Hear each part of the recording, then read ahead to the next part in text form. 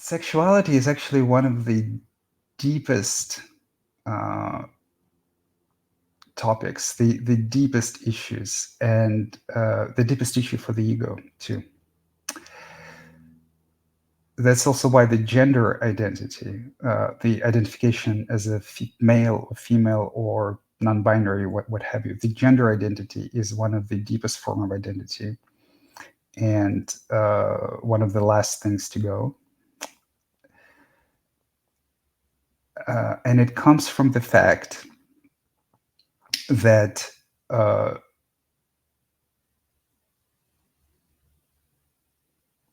that sexuality is probably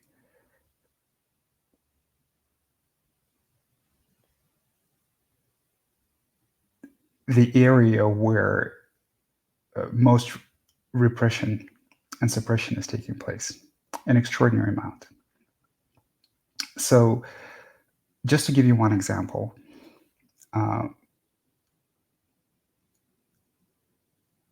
as early as 2, 3 years old, we already clothe our children, and not just as a matter of convenience.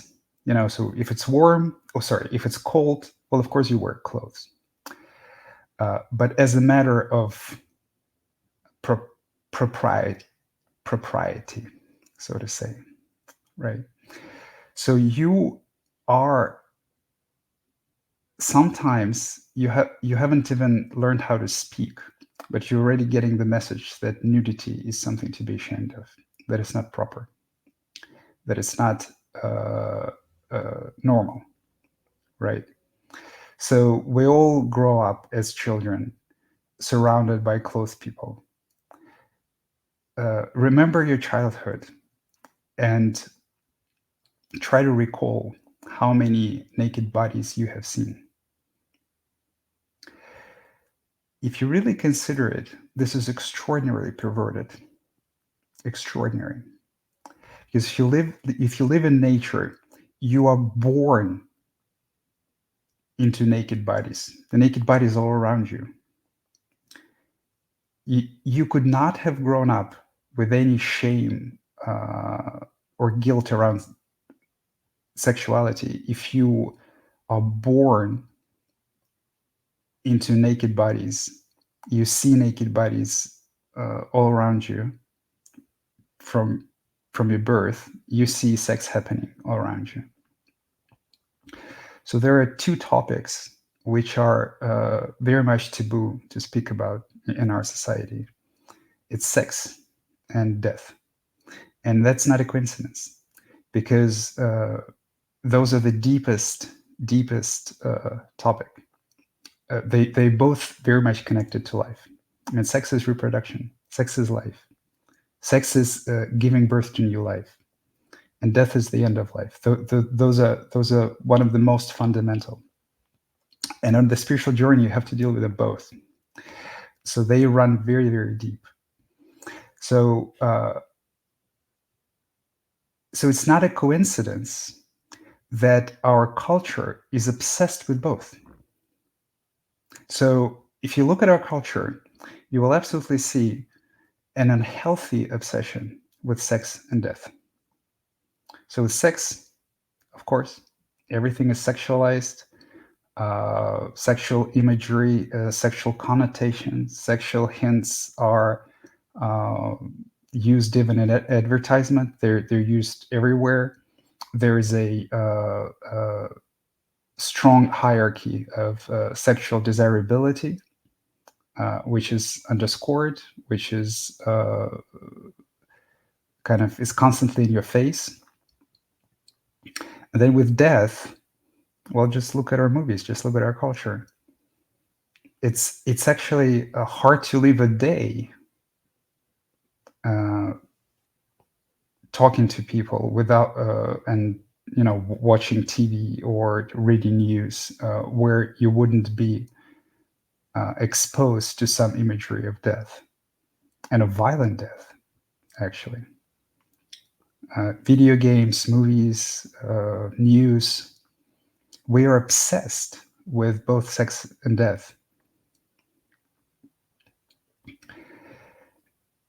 And it's a understandable obsession because whatever you suppress, whatever you bring down, whatever you don't want to explore, also will have an impulse of uh,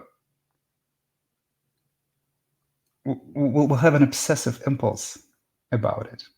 It's an impulse of curiosity. It's an impulse of exploration, but it takes a sort of a perverted form. So whatever we suppress, we still get it, but in a perverted, intense form, right? So that's actually part of the reason why, for example, there is no direct correlation between engaging in violent video games and actual world violence. Actually, the correlation is reverse. So, so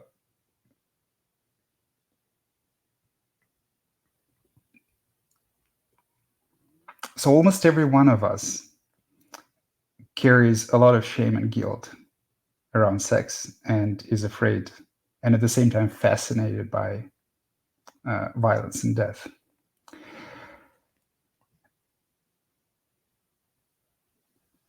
I would even say, and I think that a lot of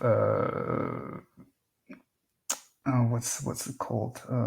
Sexologists. I'm not sure. I'm not sure what the right name is, but there are mental health professionals who specialize in health, and I worked with one of them before. I think most of them would agree that like half of the population has some sort of some sort of sexual dysfunction, and I completely agree with that. Uh, Inability to reach orgasm, some hang-ups around sex, delayed ejaculation, premature ejaculation, specific kinks.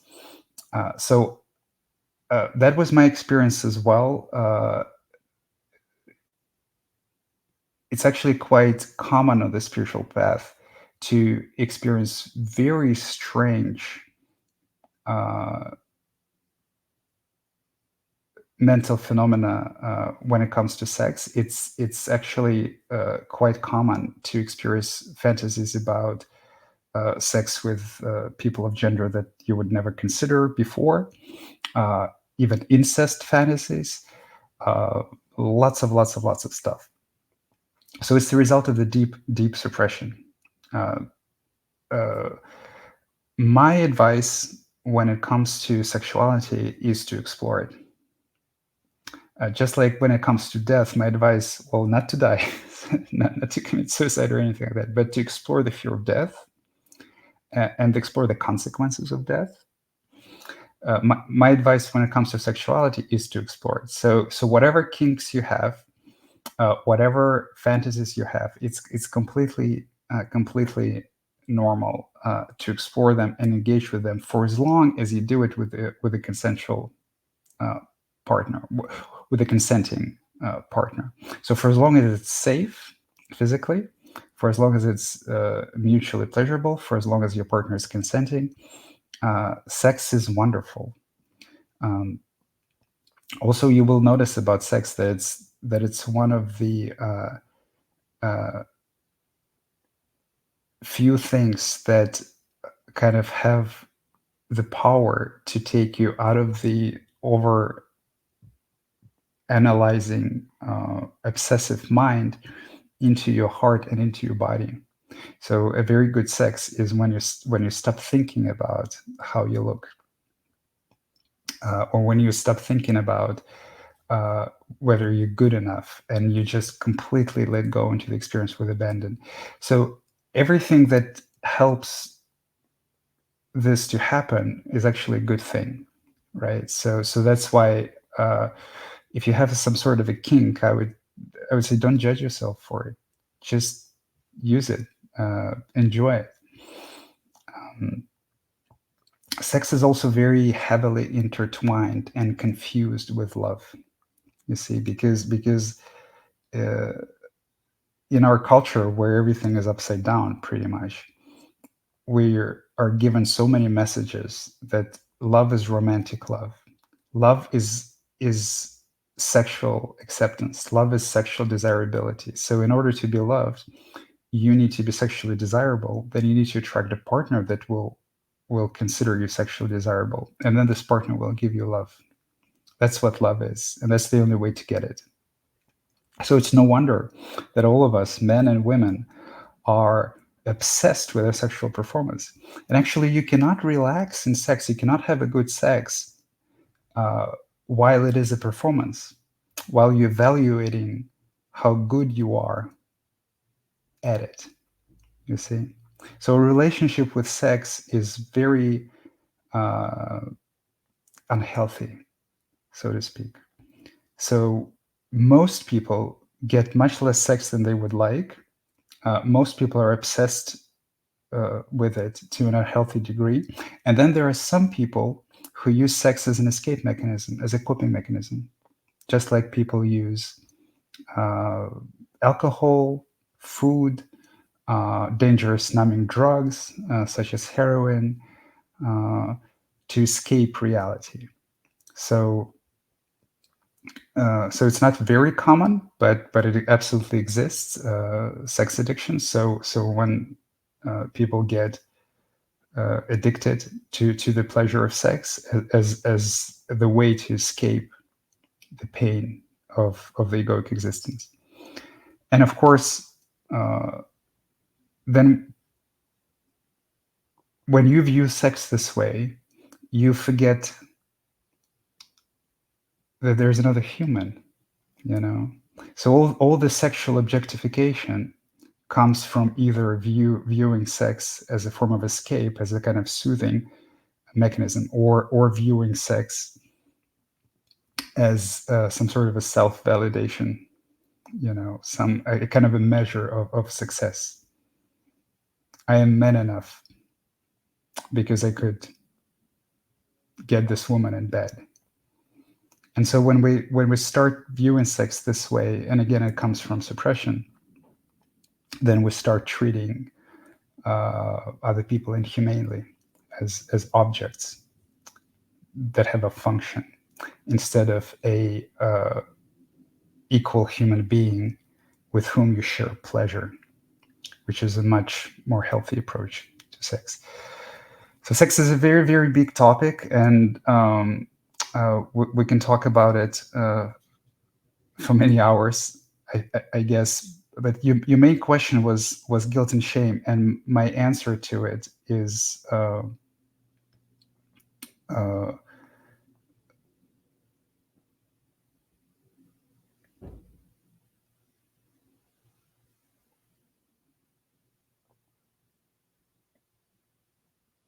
sorry, I blanked out a little bit. So is that it's entirely normal, and it comes from deep suppression and a very unhealthy relationship with sex that is propagated by our society. So if you experience feelings of shame and guilt during sex, those aren't authentic, those aren't real. Just process them. Remember that sex doesn't have to be perfect, right? So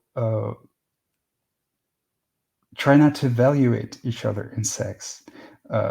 Approach it as a mutual adventure. So if you begin having sex and then suddenly a wave of shame came over you, or for example, if you're a man and you lose erection, right? So for most men, losing erection is a tremendously shameful experience, and it can be shameful for women too, if she believes that the reason that the guy lost erection is because she's not attractive enough. So if something like that happens, don't catastrophize it. Don't say like, oh, okay, this is horrible. I couldn't do it. Let's stop all of that. Just breathe. Take your time. Spend some time together. Take 5, 10, 15 minutes, however long it may take. You can touch each other. You can talk to each other. You can caress each other. You can hold each other. You can explore each other's bodies if the shame isn't too extreme. Uh, but even when the shame is very extreme and it comes as a deep wave and it becomes very difficult, take your time. Just process this feeling. It does not mean that everything is ruined. It does not mean that it will necessarily happen again. It's actually an opportunity to become closer to your partner at this moment. It's an opportunity to extend compassion towards your partner and towards yourself for having this feelings of shame and guilt associated with sex. So, so you take it as an opportunity and don't rush into it.